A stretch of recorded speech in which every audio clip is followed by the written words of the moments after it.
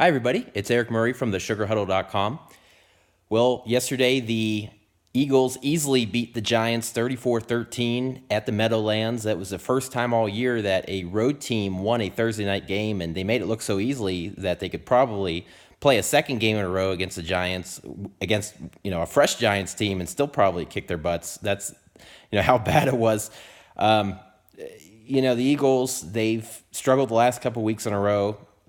They, of course, lost at Tennessee in overtime in a game they could have easily won. Remember, they scored first in overtime. That one really blew it on that final drive. And then, of course, last week at home, NFC title game rematch with the Vikings, and they lost that 23-21. But for a big chunk of that game, the Vikings, of course, were ahead by double digits, and the Eagles tried to kind of rally back at the end, but it was all for naught.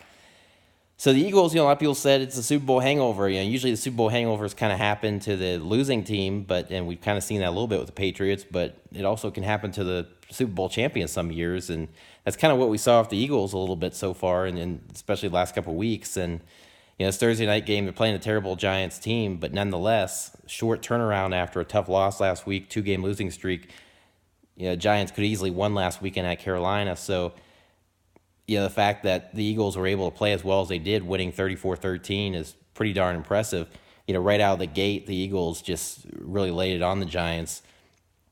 The Giants had the ball first. Their second play from scrimmage, Eli Manning tried to force a pass to either his third or fourth string tight end, and Scott Simonson. And, of course, they had a couple injuries with Red Ellison and their starter Evan Ingram being out.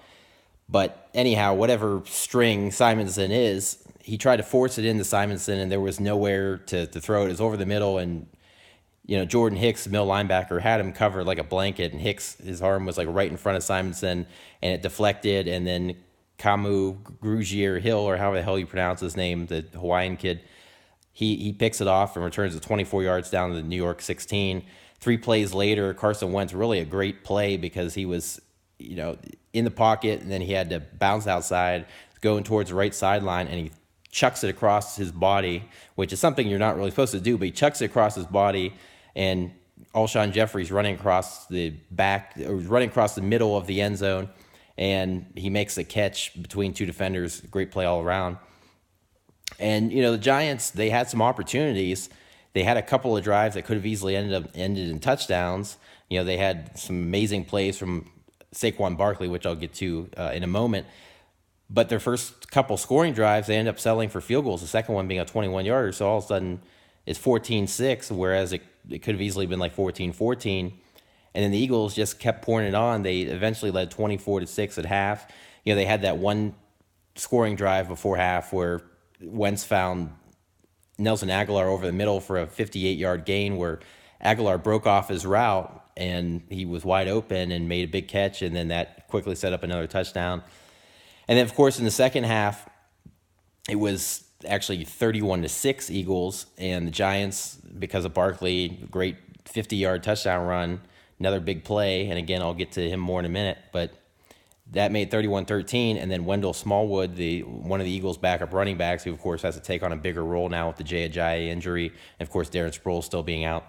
He fumbles on the second play of the ensuing drive for the Eagles at his own 26, and the Giants came out of the pile with the ball, so it looked like, okay, the Giants could quickly score a touchdown, make it 31-20, and all of a sudden we have a ball game. But what ended up happening instead is on the replay, when it was reviewed, you could clearly see that Smallwood made a clear and obvious recovery while he's on the ground, and then there was a pile up, and then that's when the Giants wrestled it out. So Eagles got the ball right back, and unfortunately for the Giants, it ended up being a 13-play, 64-yard drive, and I think it lasted 6 minutes and 18 seconds for the Eagles, and then the field goal by Jake Elliott, I can't remember how many yards it was, but anyways, he drilled it, and the Eagles went ahead 34-13, which ended up being the final score. But I don't think the Giants would have came back anyways, even if it would have been different, even if the Giants would have recovered that fumble for sure and drove down and scored a touchdown, make it 31-20, I'm still pretty confident the Eagles would have found a way to win that game and maybe still pulled away. So it is what it is for New York, but now they're 1-5, terrible season. Their season's already over, nothing to really play for. Barkley was the one bright spot, and the thing was, the Giants gained 401 total yards of offense, but 100 on 64 plays, but 190 of that came on 4 plays. I think all of them were by Barkley. So 4 plays, 190 yards, 60 other plays for 211 yards, which is, 3.5 yards a play, which is horrible.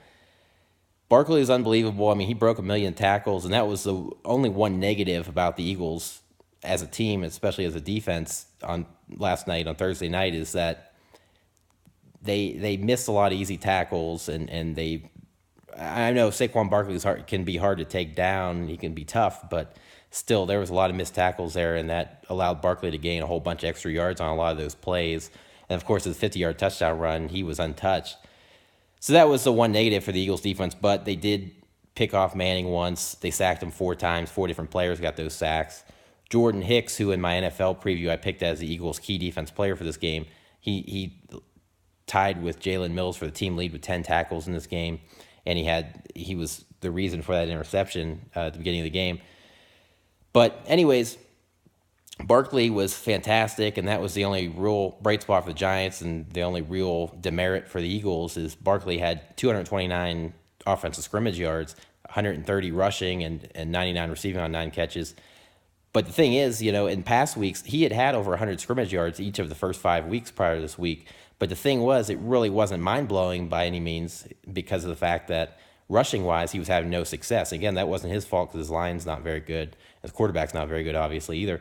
But, he had a 100-yard week against Jacksonville week 1, but that was mainly because of a 68-yard touchdown run in the fourth quarter. Did nothing besides that. Only had, I think, 12 yards at half in that game. Had 82 yards a couple weeks later against the Texans, but the 3 other games he had like 40 or 50 yards on like 10 or 15 carries each time out. So this game, even if you subtract the 50-yard touchdown run, he still had 12 carries for 80 yards, 9 catches for 99 yards. So he was phenomenal.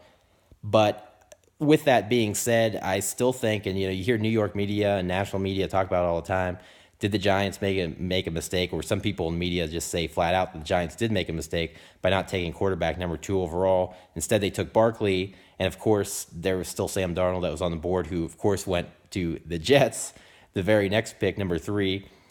And like a lot of people, I'm not as high on Rosen or Josh Allen. Actually, I think Josh Allen's gonna be a total bust, and I mean he's in some ways looking like that already, for what it's worth. But anyways, they still had an opportunity at quarterback number 2. They knew that Eli's been a declining player for quite some time. New regime, new GM and Dave Gettleman, new head coach and Pat Shurmur, who was terrible in Cleveland, and apparently the Giants didn't scout him at all because they just said, oh, he was such a great offensive coordinator, but horrible head coach. Just a bunch of dinking and dunking, just like he did in Cleveland. It just looks like a train wreck in New York. It looks like another probably terrible coach. And they're stuck with Eli, which, again, you can't blame Eli because he just wants to play. He's not going to bench himself. And honestly, the organization should have had a much better contingency plan. I know there's a lot of talk about Justin Herbert, the Oregon quarterback, and right now he looks like the only viable quarterback next year's draft, but a lot of things change, and I'm still not really completely sold on him. We'll see how it goes, but even then, they might still not be able to be in a position to draft him next year if they don't get the number 1 overall pick, because there's going to be a few other teams that are still going to be in the running for that number 1 pick. So we'll see, but it's Troy Aikman said it best that the Giants, their season's over, and they're basically just trying to ride it out the rest of the year. He said towards the end of the game, a 2-minute warning, that both sides, by the end of the game, it looked like an August preseason game because basically both teams were just trying to get the heck out of there, and it's true. And as for the Eagles, Wentz was really sharp, 26 of 36, 278 yards and 3 touchdowns. He did a fantastic job. Just a really amazing effort. And if the Eagles can play more like this on a weekly basis, outside of course, the tackling woes, they can easily fly, quote unquote, into Atlanta on February 3rd and possibly win another Super Bowl. But we need to see more of them in the coming weeks. They've got Carolina next week, which is very winnable. And then they got Jacksonville, which is a huge statement game before they finish off their homestand with Dallas, which is another winnable game despite being a tough division game and a rivalry game. We'll see. But anyways, those are my thoughts on the Thursday night football game between the Eagles and Giants. Eagles now are 3-2. Giants fall to 1-5. Or the Eagles. Eagles are 3-3, and the Giants are 1-5. Nonetheless, the Eagles are getting it back on track. It looks like nice win for them, and then the Giants, like I said, they're done. Better luck next year, G-men. Anyways, so go to sugarhuddle.com for more, and please subscribe to my YouTube channel. Thank you.